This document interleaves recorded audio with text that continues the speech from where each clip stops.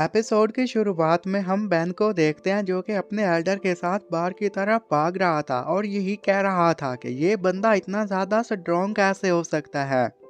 उन्हें अपनी जान प्यारी थी इसलिए बाहर की तरफ भाग रहे थे कि उन्हें भागता हुआ देखकर शू यही कहता है कि मैं तुम्हें कहना चाह रहा हूँ कि यह सब कुछ की वजह से हो रहा है। बेन इतना ज्यादा घबराया हुआ था कि जैसे दरवाजे से बाहर जाने लगता है तो वो गिर जाता है और किसी और के ऊपर नहीं बल्कि अपने आगे भागने वाले एल्डर के ऊपर ही गिरा था जहां पर उन दोनों की हालत खराब हो गई थी। तो शो फिर उन दोनों के सामने आ जाता है। वहां पर आते साथ ही उन दोनों को यही कहने लग गया था कि तुम दोनों कहाँ भाग कर जा रहे थे।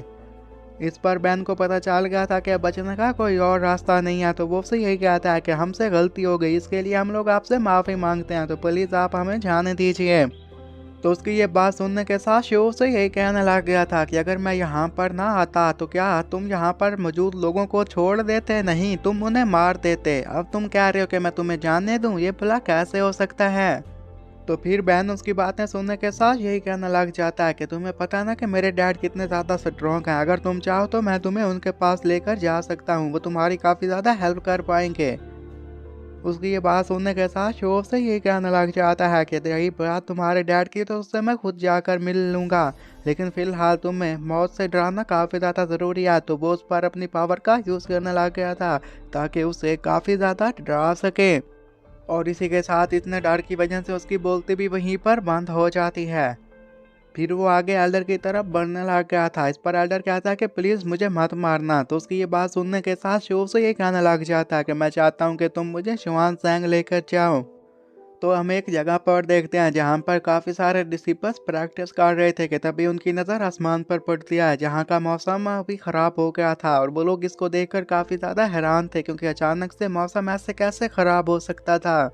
वो सारे डिसिपल्स एक जगह पर इकट्ठे हो जाते हैं कि तभी उनके ऊपर थंडर स्टॉर्म गिरता है जिसकी वजह से वहाँ पर उनका काम ख़त्म हो गया था और वहाँ पर एल्डर्स भी आ चुके थे और वो यही कह रहे थे कि आखिर यहाँ पर क्या हो रहा है, कि वो सब कुछ किसी और की वजह से नहीं हुआ था बल्कि ये सब कुछ शो ने किया था। वो वहाँ पर आते साथ ही ये कहता है कि तुम लियो हो ना।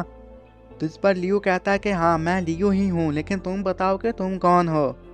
तो आगे से वो ये बताने लग गया था कि मैं त्यान सेक्ट का मास्टर हूँ, मेरा नाम है शू और मैंने ही तुम्हारे बेटे को मारा है। इतना सुनने के साथ लियो के होश उड़ गए थे। वो कहता है कि तुमने क्या कहा? तुम मेरे बेटे को ऐसे ही नहीं मार सकते, अगर तुमने मेरे बेटे को मारा है तो इसलिए तुम्हें यहाँ पर मरना होगा।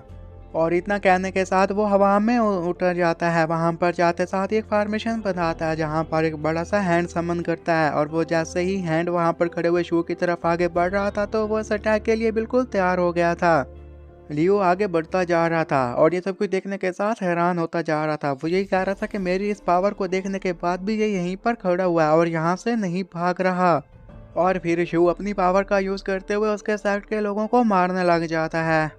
लियो ये देखने के बाद खुद ही उस पर अटैक करने का डिसाइड करता है। वो जैसे ही आगे बढ़कर शू पर अटैक करता है तो इसी के साथ ही शू उसके इस अटैक को आराम से नाकाम कर देता है और उसे पीछे की तरफ धकेल देता है। इतना सब कुछ देखने के बाद लियो यही कहने लग गया था कि आखिर ये कैसे पॉसिबल हो सकता है, ये मेरे इस अटैक को आराम से कैसे रोक सकता है। और वो गुस्से से यही पूछ रहा था कि आखिर तुम्हारा रयाम कौन सा है। तो इस बार शो से यही बताता है कि फिलहाल मैं की रिफाइनिंग पीरियड में मौजूद हूँ।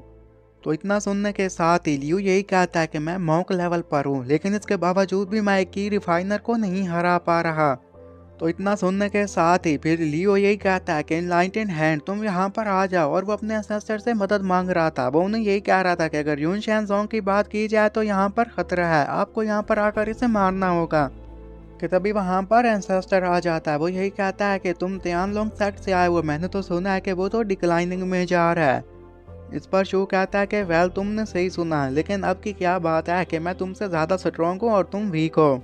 तो उसकी ये बात सुनने के साथ एंसेस्टर यही कहता है कि तुम अभी गैस रिफाइनिंग पीरियड में हो तो इसलिए तुम्हें हरा दूंगा। वो वहाँ पर फॉर्मेशन बना लेता है और उसने वो जो वहाँ पर एरे बनाया था उसे नाम दिया था किलिंग फॉर्मेशन का। लियो इसे देखने के साथ काफ़ी ज़्यादा खुश था। वो ये कहने लग जाता है कि लगता है कि तुम्हारा मरने का टाइम आ चुका है, कि इतनी देर में ही वहाँ पर उस पर अटैक होता है, वो वहीं पर मारा जाता है। तो फिर शू ये कहने लग जाता है कि बूढ़े बंदे, लगता है कि तुम्हारा आज आखिरी दिन था। उसके हाथ में स्वॉर्ड को देखने के साथ एंसेस्टर यही कहता है कि ये स्वॉर्ड तो बहुत ही ज़्यादा शार्प है। पिछले हज़ारों सालों की बात की जाए तो मुझे लगता है कि ये स्वॉर्ड एक अच्छा प्रोडक्ट है, ये किसी भी काम आ सकता है। लेकिन मुझे इससे कोई लेना-देना नहीं है, तो वो कहता है कि अब इसे मारना ही होगा कि उस फॉर्मेशन में से कुछ स्पिरिट्स बाहर आ जाते हैं जो कि शू को मारने के लिए आगे बढ़ने लग गए थे। और वो एक ही बार में उन सारे स्पिरिट्स का काम खत्म कर देता है कि तभी ये देखने के साथ एंसेस्टर यही कहता है कि अब लगता है कि मुझे इस पर अटैक करना होगा और खुद को बचाने के लिए पहले तो एक शील्ड बनाता है, लेकिन अगर बात की जाए शू के अटैक की तो वो शील्ड उसके नहीं बचा पाती।